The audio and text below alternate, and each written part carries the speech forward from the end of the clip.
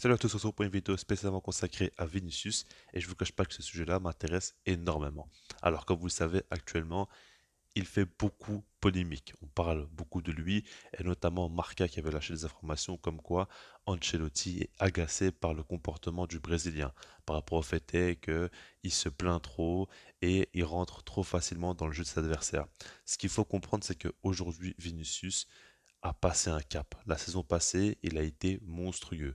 Il a marqué plus de 20 buts, délivré plus de 20 passes décisives. C'est énorme. Je ne sais pas si on se rend compte de la performance de ce gars-là. Il a été très régulier, il a beaucoup marqué, beaucoup fait de passes D et il a été surtout extrêmement important dans le Real Madrid. Ça a été l'un des joueurs, bien évidemment, les plus importants.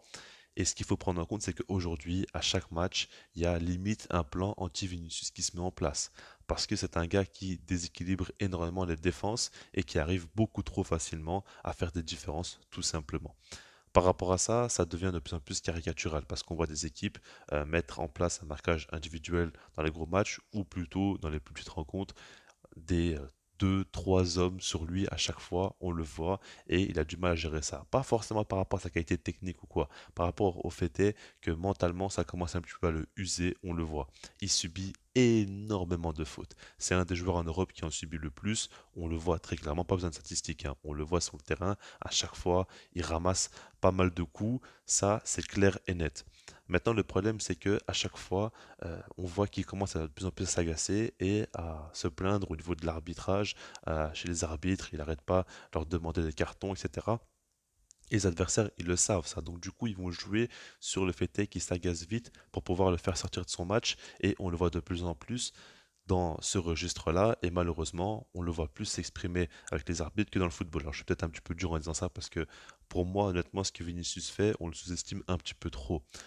Quand on regarde bien au Real Madrid, Ferland Mendy est un latéral qui n'apporte pas grand-chose offensivement. Il se projette quand même très très peu, alors qu'il en a les capacités. Mais bon, c'est certainement le coach qui lui demande de ne pas rester aux abords de la surface offensivement, mais plutôt rester derrière.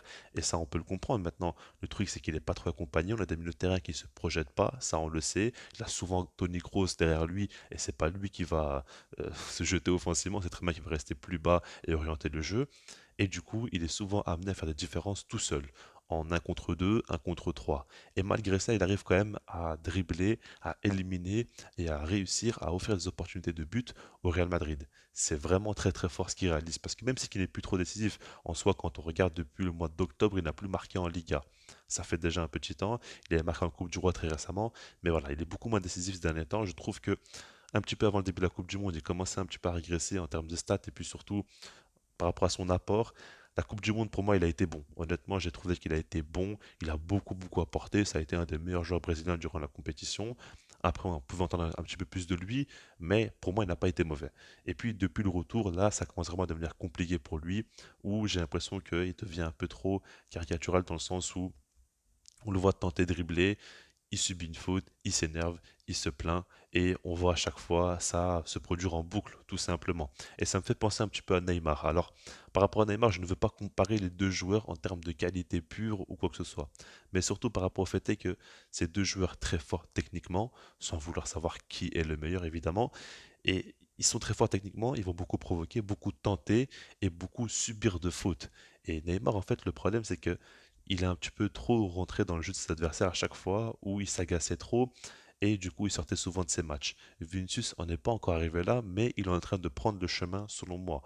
Et il faudrait surtout pas qu'il suive l'exemple de Neymar, qui est d'ailleurs en plus une de ses idoles, ça il faut le prendre en compte, parce que Neymar, lui, a un talent monstrueux, mais son comportement, son mental l'a beaucoup trop freiné dans sa carrière et ça a amené assez vite un plafond alors que pour moi il aurait pu faire une large meilleure carrière que ça. Ça il faut le prendre en compte. Vinicius ne doit pas se tromper et à ce niveau-là c'est problématique. Ancelotti est assez agacé par tout ce qui se passe autour de lui et il veut le remettre dans le droit chemin. Je pense qu'il a de la chance d'avoir un coach avec autant d'expérience et qui saura très très bien le conduire. Maintenant, quoi qu'on dise à Vinicius, la réalité est qu'à chaque match qu'il va jouer, il va subir beaucoup de fautes et les adversaires vont tout faire pour qu'il sorte de son match.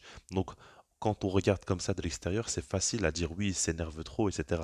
Mais en soi, il faut le vivre pour le comprendre et on peut facilement se dire que c'est compliqué quand même de passer outre, surtout que tu as un système au Real Madrid qui fait que tu dois beaucoup faire des exploits, parce qu'on s'en rend peut-être pas compte, mais le laisser seul comme ça sur l'aile gauche, à devoir dribbler plusieurs joueurs constamment, à devoir trouver l'homme libre ensuite ou bien frapper par lui-même, c'est quand même très compliqué. Et dans ce système-là, pour moi, il y a très très peu de joueurs en Europe qui pourraient avoir ce rôle et réussir comme Vinicius le fait. Ça, il faut le prendre en compte. Maintenant, ça n'enlève rien en fait est que ça va être compliqué pour lui de se sortir de ça et de réussir à refaire ce qu'il faisait à son passé. Le problème, c'est que la saison passée, on ne s'attendait pas à ce qu'il ait un tel niveau. Et je pense très clairement, comme je l'ai dit, il a un nouveau statut aujourd'hui, dû à son passé qui a été monstrueuse pour lui. Et du coup, il va falloir qu'il arrive à assumer ça. Et peut-être qu'il arrive à tout simplement gagner plus d'expérience, améliorer un petit peu son jeu, étoffer sa palette. Il n'aura pas le choix. En tout cas, c'est toujours ce qu'on dit dans le plus haut niveau. Tu peux faire une grande saison, tu peux arriver au sommet, mais réussir à confirmer, c'est toujours ce qu'il y a de plus dur. Là, on voit que cette deuxième saison est déjà bien plus compliquée que la précédente. Faudra voir comment ça va continuer. En tout cas, je pense que Vinicius doit faire attention par rapport à ça, par rapport au fait est qu'il pourrait se rapprocher d'un Neymar en termes de carrière si jamais il n'arrive pas à le rectifier. Maintenant, pour moi, il est très jeune.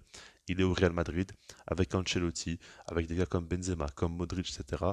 Je ne pense pas vraiment qu'il aura des difficultés à passer outre. Je pense surtout que ça va prendre un petit peu de temps pour qu'il arrive vraiment à retrouver son véritable niveau et performer, stater comme il le faisait avant.